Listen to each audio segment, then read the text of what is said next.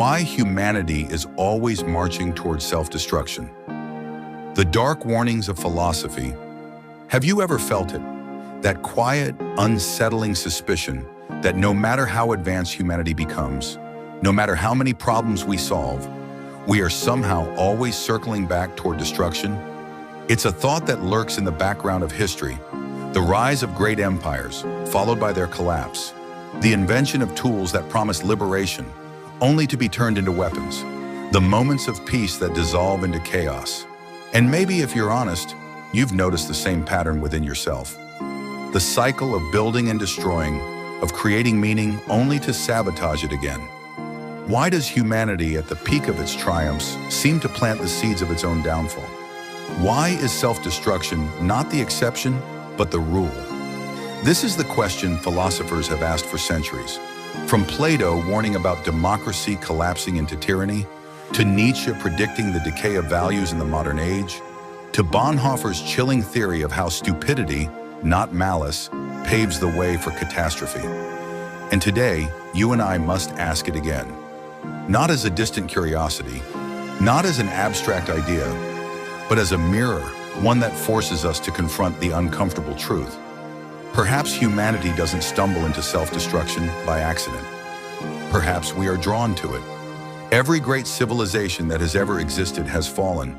Egypt, Rome, Mesopotamia, Greece, the Mayans. The list is endless. These civilizations built monuments so magnificent that even in ruins they inspire awe. They mastered architecture, art, philosophy, governance, and yet each of them collapsed. Was it external invasion? Sometimes. Was it natural disaster?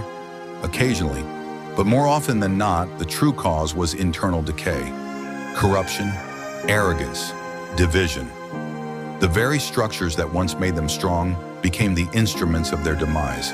It's like watching a man who becomes powerful, rich, respected, only to drown in his own addictions. Humanity, it seems, is that man. Plato warned us about this.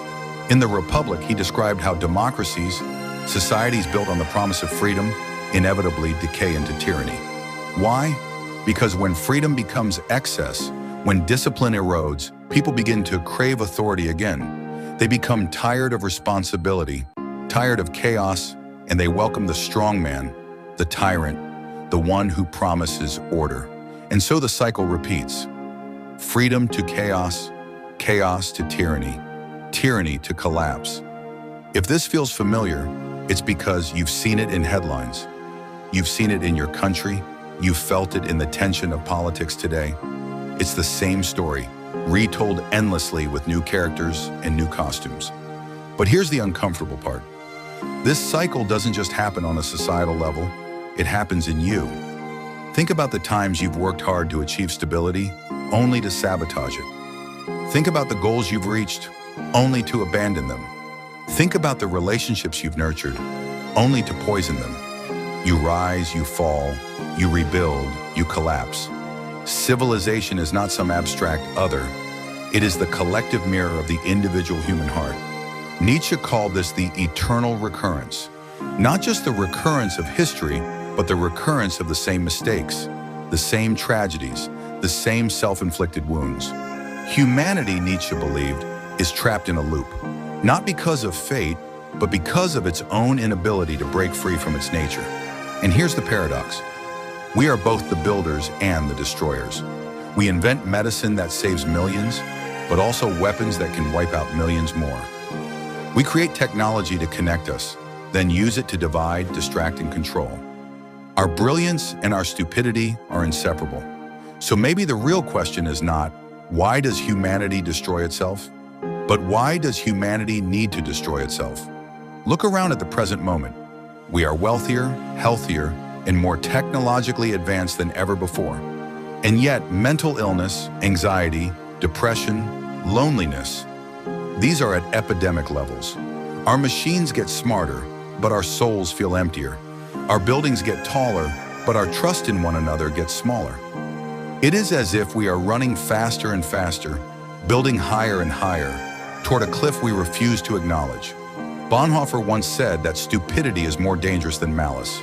Because while malice can be confronted, stupidity spreads like a plague. And when enough people surrender their capacity to think, when they embrace distraction, conformity, and ignorance, then destruction becomes inevitable. Maybe you've felt this in your own circle. People avoiding difficult truths, choosing comfort over honesty, entertainment over meaning, submission over responsibility. It feels safer, doesn't it? But safety at that cost always ends in collapse. And here's the darkest truth of all. Collapse doesn't feel like collapse when you're living through it. It feels like distraction.